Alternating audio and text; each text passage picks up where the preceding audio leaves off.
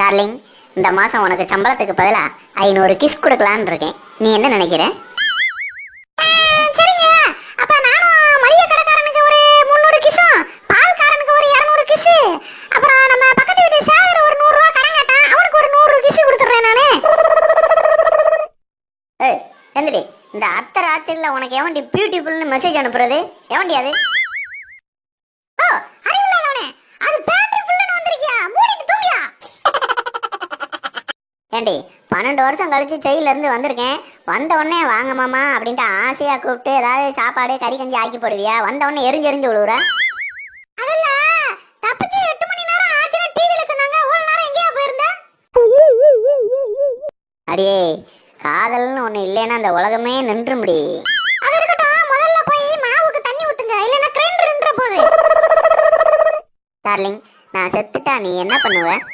ஐயோ, அப்படியெல்லாம் சொல்லாதீங்க. நானும் உங்க கூடயே வந்து செத்துடுவேன்.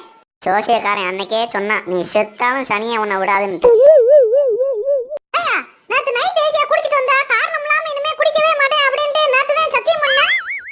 அது இல்லடி, ராக்கெட் விடுறதுக்கு பாட்டில் வேணும்ட்டு பையன் கேட்டான்.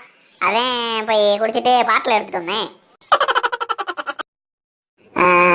இந்த வீடியோ பிடிச்சிருந்துச்சுன்னா லைக் பண்ணுங்க, அப்புறம் உங்க ஃப்ரெண்ட்ஸுக்கு ஷேர் பண்ணுங்க, அப்புறம் கீழே சப்ஸ்கிரைப் பட்டன் இருக்கும், சப்ஸ்கிரைப் பண்ணி வச்சுக்கோங்க. போயிட்டு வரேன்.